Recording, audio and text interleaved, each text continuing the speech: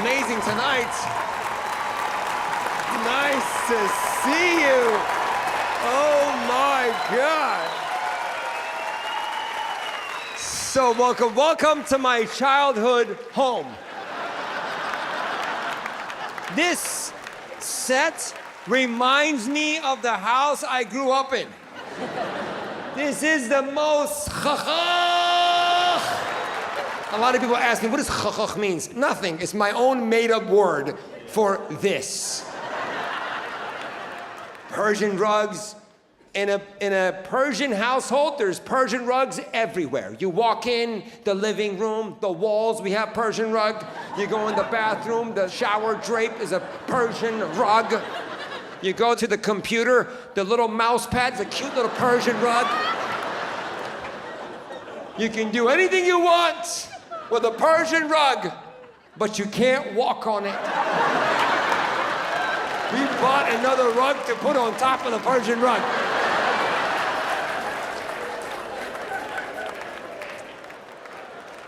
I went to UCLA. That's why this show is so special to me. I love this campus.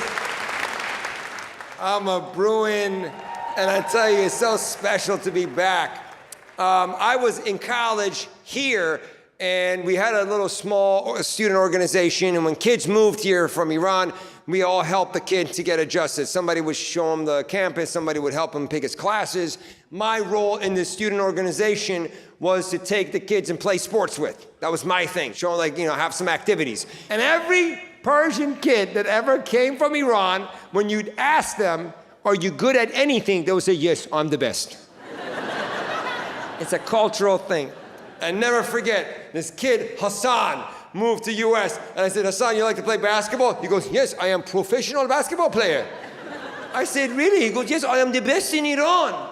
I took this 𝗲𝗲 to the basketball court because I thought, oh my God, Hassan is gonna show all my American friends how good we are at basketball.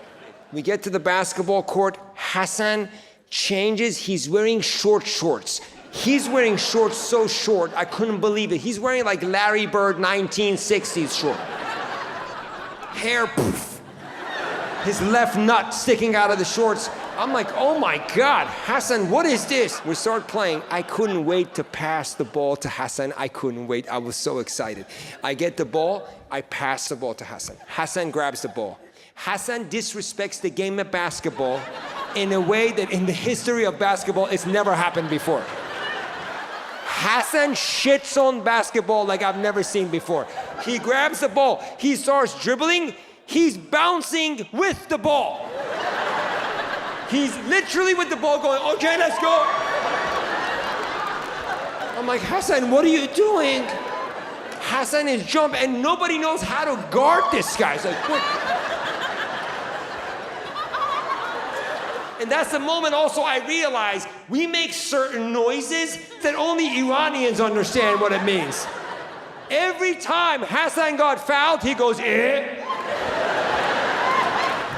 When we don't like some shit, we go, eh. The whole game, Hassan going, eh, eh. I'm like, Hassan, say foul. He goes, I did, eh. Dude plays so aggressive. I never forget this white kid. Him and Hassan, they're just bumping heads, right? All of a sudden, these two get so heated, Hassan goes into his chest, the white kid gets slammed, falls on the ground, gets up, he's pissed. He goes, fuck you, man. He said, fuck you, Hassan froze. He couldn't believe this shit. He looked at the white kid, he goes, fuck me.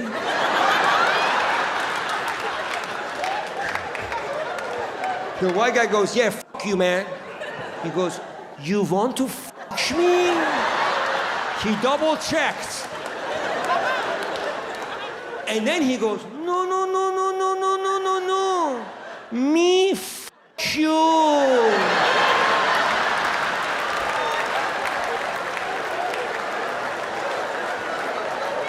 See, buddy, in Iran, when they say fuck you, they actually fuck you. They don't even say fuck you and they fuck you. You just just walking, something goes, oh, hey, hey, hey, hey, hey.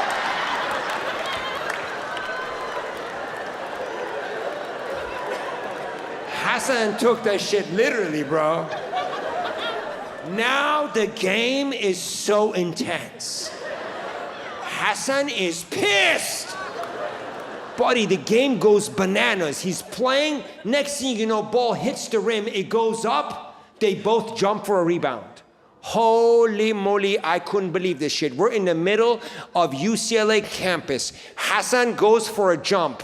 He leans in. He brings God into this. He goes, Allahu Akbar. He jumps, Allahu Akbar. All of a sudden, I couldn't believe this shit. He starts elevating. I'm like, this is unbelievable. He keeps going higher. The white kid is halfway going, what the hell is happening? The white kid couldn't believe it. He goes, Jesus Christ. All of a sudden, the white kid starts elevating. I was like, holy shit, Muhammad and Jesus are up there competing against each other. He said, Habibi, Habibi, come, Habibi. Dude, they both crashed on each other's heads so hard, boom, they hit the ground. They hit the ground, they are pissed. The white kid, he peels himself off the ground. He looks at Hassan and he goes, motherfucker. Oh, never cuss a chachach's mother. Dude, he said, motherfucker. Hassan started interviewing everybody in the basketball court. Is he talking about my mother? Excuse me, talking about my mother? Is it my mother? My mother! My mother! Now the white kid is freaking out. He's like, what? And then he loses it. I f*** your mother, your grandmother, your great-great-grandmother, your great-great-great-great-great-grandmother. Then he goes for a fight. He started throwing punches. I grabbed him by the waist. I'm like, Hassan, relax. He can't fuck your mother. He goes, how do you know? I'm like, buddy, your mother lives in Iran. He goes, I know, what if he goes to Iran? I go, he can't go to Iran. He has to flight Iran Air. He's gonna die immediately. That day, I learned a big lesson. I realized I'm not fully chachach. We play basketball all the time. Fuck you, fuck you, fuck you too, fuck you more, fuck you infinity, fuck you, motherfucker, fuck your mother. Nobody cares, nobody fights, nobody loses their mind. But for him, it was completely different. Hassan actually saw his mother.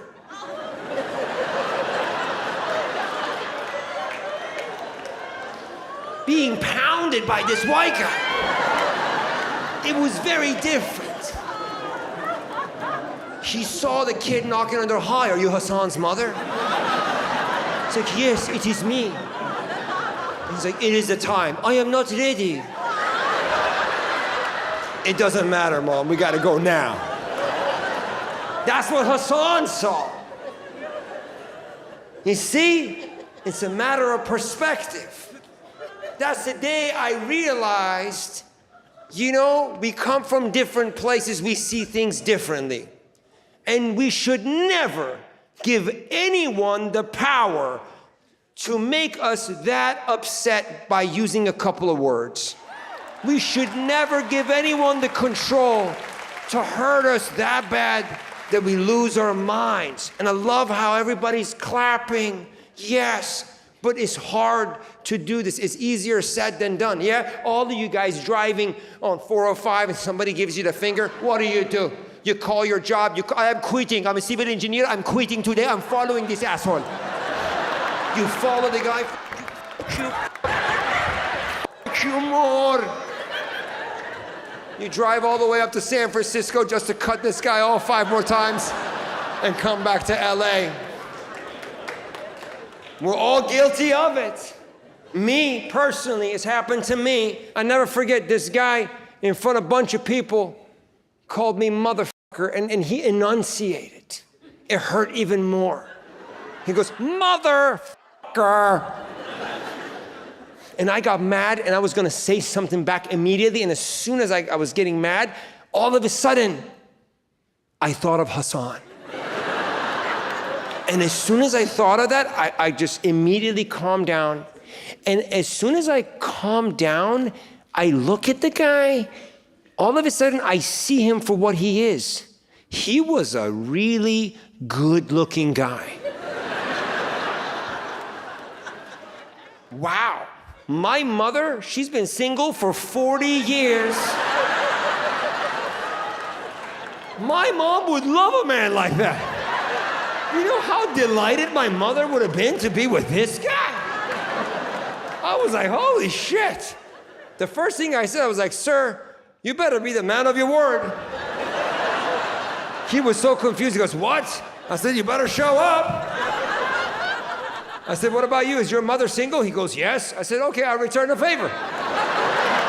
We became best friends. Now every Christmas we switch home. Merry Christmas. See, it's all matter of perspective. Unbelievable. You know, I grew up with this identity crisis, not knowing really where I belonged to. And I remember growing up in high school, I didn't want anybody to know I'm Iranian. I just didn't want to say where I'm from. I was very embarrassed. But I tell you, I went to college and I was still dealing with this identity crisis. And then I started stand-up comedy. And stand-up comedy truly helped me find myself. As an artist, your art improves and truly blossoms the more you get to know who you are. And through the true you, your art becomes very special and very unique. So I really loved stand-up comedy for that reason. I started talking about my background. I started saying on stage, I'm Iranian, and it was beautiful. The more I became comfortable with my nationality, the more I became accepted. And people tend to find a place with me. They're like, we know now how to hate him. It was beautiful. And the older I got, I realized I am truly Iranian American. I'm definitely Iranian and I'm definitely American. There's parts of me very, very, very chachach, and parts of me very American. It's so important for everybody to find exactly who they are. Anybody else that grew up here from a different background, different nationality? Mexican, now that counts. That's awesome. Where are you? Hi, what's your name?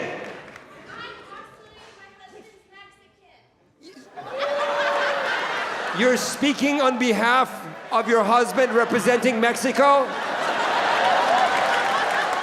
Órale.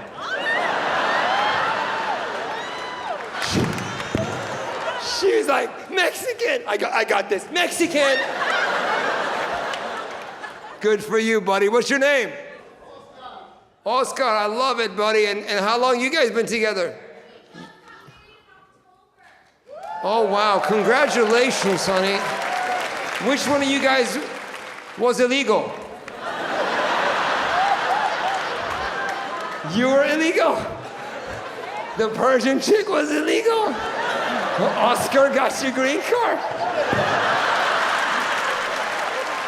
Stereotypes don't exist, baby. Don't judge a book by its cover. Love you, amigo. We owe you one. Oh my God, that is so great. Congratulations. You guys will have the best kids. I'm telling you, I love the Latin and the Middle Eastern culture mixing together. You can bring both flavors together, yeah? You can make all these incredible cuisines. You can make 𝗔𝗿𝗁𝗁 burrito, fesenjun tacos. Yeah, buddy, you gotta make the world a better place. This is so good. You know, the day I discovered I am chachach was in high school. Like truly, like you realize you're different than the other kids. You know, I walked into the locker room and all the boys were naked, just hanging, dicks just swinging. So relaxed. Hey, what's up, man? Hey, what's up? Hey, what's up, Johnny? It's your birthday. Yes, my birthday, boy. Holy shit. I saw that situation. I freaked out. My entire life, never, ever, ever, we let the whole situation out. We never revealed the phenomenal. I remember going to public pools. It was a big deal. My father was just like, nobody should ever see you naked. And like, it was a thing. My whole family would come together. My dad would hold the towel, and he says, wait, wait. My mom would hold the big blanket. My uncle would start building a wall. Everyone's looking. Okay, no one's looking. Okay, good. I had to figure out what to do, and I couldn't help it. It was that day I realized I am Iranian. Dude, I'm in the locker room. I'm like, I can't go out with the whole situation. I literally wrap myself up like a burrito. All the way, I go in there. Hi. And all the boys just stop. They're like, what's up, Max? What's going on, buddy? What's up with this? I'm like, nothing, nothing. Everything is great. And you know, we're in high school. It's brutal. Everybody starts chanting, little dick, little dick, little dick. And I was mortified. And they're like, come on, Max, you got a little dick. I'm like, no, no, no. It's an Iranian dick. Come on, you little dick. I'm like, no, it's a quality dick. The most miserable time of my life. One of my friends, Brian, he was a nice guy. He came next to me with his dick out. He grabbed me. He goes, come with me, Max, it's gonna be okay. He pulled me, I was like, thank you, Brian. And Brian was a redheaded guy. And I had not ever seen the situation on a redheaded guy. I thought there was something wrong with Brian. I said, Ryan, are you okay, buddy? He goes, yeah. The whole thing was like red, you understand?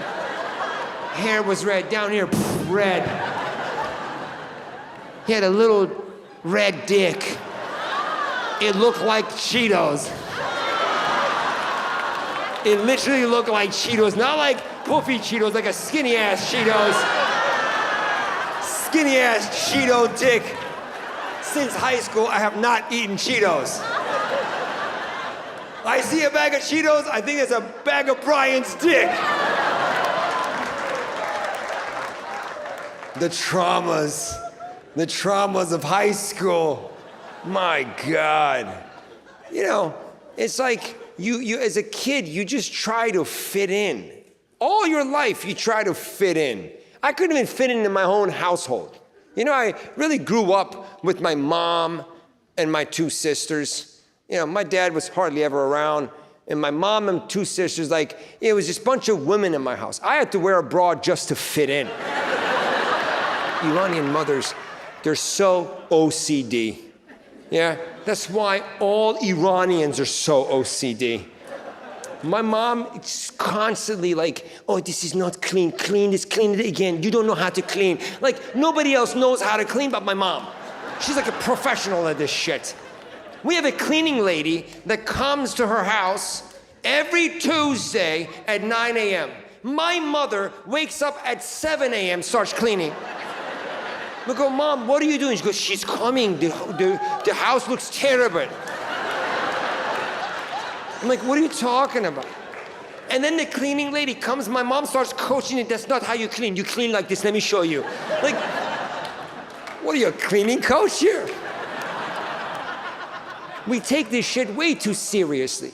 We do. Yeah, so much pressure. Do this, don't do that. When you go out, don't do that. Like, we can't even go to the bathroom with our mothers pressuring us with these rules and regulations. You know, Iranian mothers, when you go to the bathroom, don't touch anything. Don't touch. When Iranians go to the bathroom in front of other people, it looks so weird. We look like forensic agents. Like, if we leave a fingerprint, someone's gonna come and arrest us. We walk into the bathroom, we don't touch anything. We open the faucet. The other one, we wash our hands. We try to, people are like, excuse me, excuse me, excuse me. Go around people. For God's sake, if we go in the toilet, we wrap the whole thing with toilet paper. We wrap ourselves up. What's going on? Meanwhile, You see a white baby on the floor. The mom is just like pulling the kid. The kid's licking the floor like, ah! The mom is just pulling the kid. The kid's like, ah! Persian mom's like, oh my God, that kid is gonna die. Meanwhile, that kid grows up and becomes an Olympian. Iranian kids grow up, become doctors to cure their own diseases. Oh my God. Who's single? Clap, let me see. Are you guys single? Clap, let's see where the single people are tonight. Clap, clap. Now all of a sudden you're single. I like this. You don't want to clap? You don't have to clap. She's saying she's single. You're like, she's fucking somebody she does not want you to know. You know everything? What's your name? Stella, you need to make better friends. Are you cousins or are you friends? Friends, holy shit. You literally just like throw her under the bus like that? Listen, this is the problem. We feel so much pressure from the society of that I cannot say this. What if I do that? What if I say in front of everybody I'm single? Oh my God, everybody will find out. Who cares? Live your life. Live your life, I swear. When it comes to dating, I'm very American. That's I'm so American when it comes to dating. I don't give a shit what people think.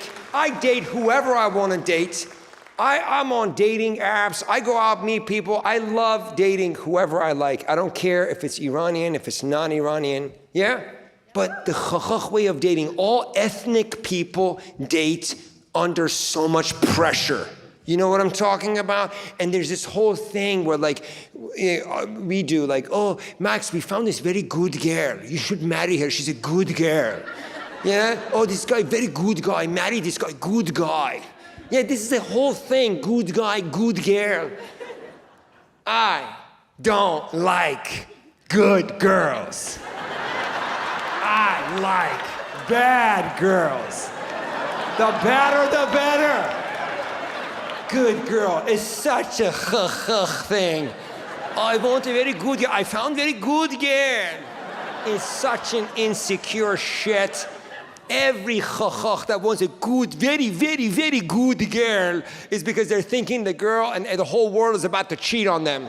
You let your girl do what she wants, say what she wants, wear what she wants, be herself, and she will be the best girl in the world.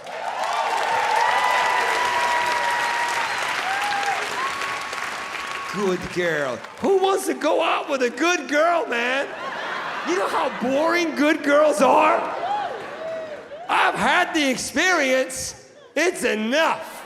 You know how hard it is to get a date from a good girl? You gotta call her for a year to just go out with her. You call her, hi, you wanna go on a date this week? No, I am studying for my doctorate. You call her a week later, okay, how about this week? No, I'm getting my second doctorate. Okay, I'll try another time. Yeah, okay, keep trying. You call her 2 months later, now I'm getting my real estate license. Then you call her a year later, you catch her voicemail, hi, thank you for calling Dr. The Best. If this is an emergency, call 911. If it's Max Amini, keep trying. I've been on a date with a good girl. I was on a date with this girl. It was the most miserable date of my life. We're sitting at a restaurant. She doesn't even have eye contact. This girl is such a good girl. She won't even look at you. She's looking everywhere else but me. She's like, oh. I'm like, did you lose something on the floor? Would you like to order something? No, I'm not hungry. I already ate at my mom's house. She makes the best food. I'm like, well, order something. No, order something to drink. I don't drink, and I don't do drugs. I'm like, nobody offered you drugs. Calm down. I'm just saying I don't do drugs. Maybe you should do drugs. You need to relax. Holy shit. After the date, you're like, hey, you want to go out? Like, you want to do something after the date? Let's hang out. It's like, no, I can't hang out. Why? Because my family waiting for me. My mother is waiting for my father. My father is waiting on me. And then they are all waiting for each other. What? Where is your father? He's waiting outside. You turn around, the dad's behind the window. Hi, how are you? Let's go, let's go. Are you kidding me? It's a challenge. Oh my God. I invited this good girl to my house. Finally, she comes to my house. She knocks on the door. I open it, I'm like, hi. I'm excited. I'm like, come on in. She goes, no. I don't like coming inside. What do you want to do? Like standing at the door, what do you want? Let's go walk outside. For weeks, we go on a walk outside. I felt like I was the dog that she was walking.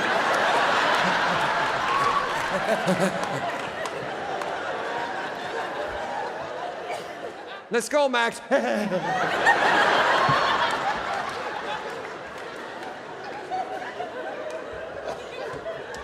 Eventually, I get the good girl in my home. I get her in my house. She sits on the couch. I'm sitting next to her. We're watching, I don't know what. Some random shit's playing.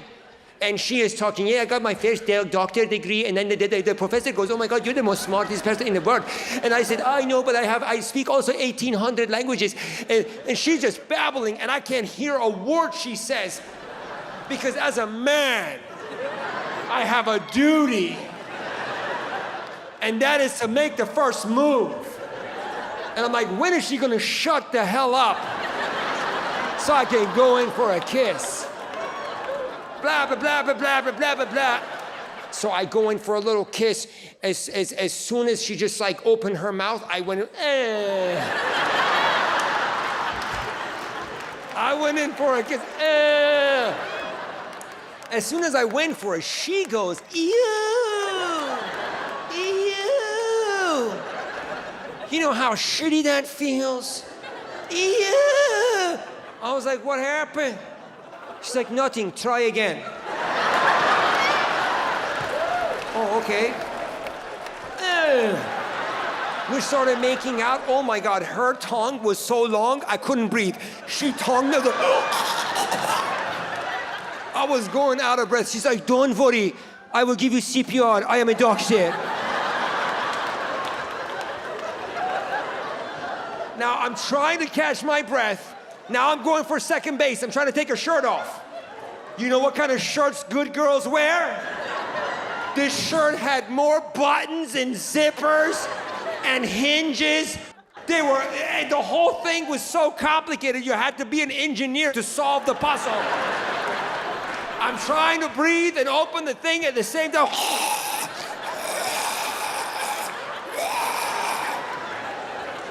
Finally, I get the shirt open. You wouldn't believe this shit.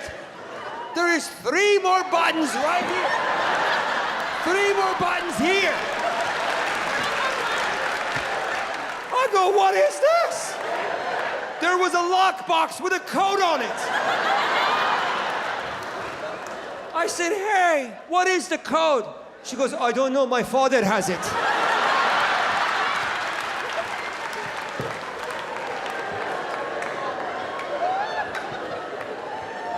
I want to date a bad girl. I want to date a girl so bad.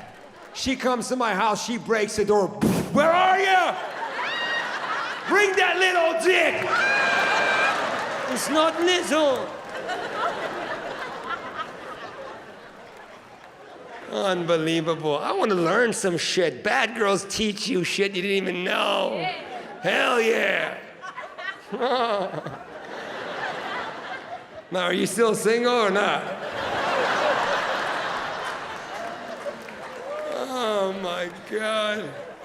What a fun crowd. Anybody from an ethnic background that grew up in America? Yes? What's your background? I'm half Mexican, half Spaniard. Half Mexican, half Spaniard. So you're full Mexican.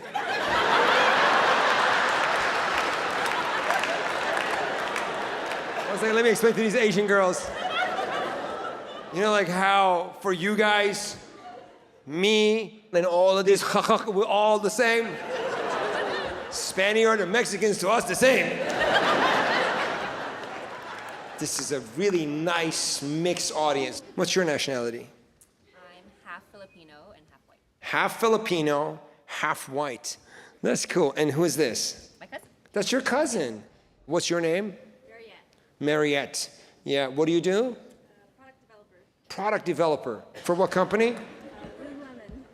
Lululemon. Lululemon. Oh my God, that's awesome. All the bad girls are clapping. I love you in Lululemon, baby. So, do you feel Filipino American? Yeah? So you feel like parts of you is very Filipino and parts of you very American? Yes. This is incredible. This is very beautiful. In America, a lot of people in this country, they deal with a lot of this cultural confusion, mixed mentalities, upbringings, mom and dads from different countries. It's really fascinating. I'm so happy that I had this incredible opportunity to connect with you guys, share a little bit of my life. And as an Iranian, I love Iran. As an American, I love America. As a human, I love the citizens of the world. I come from two countries that are sworn enemies, Iran and America. All they want is to kill each other. But personally, I have inner peace. I have love. There's only one element that could finish and end this disaster we have in the world is love. We gotta find the love of humanity for one another and live in peace. I hope to that day we realize we're all just one race, and that's the human race. Much love. Thank you very much for coming out tonight. Good night. Thank you.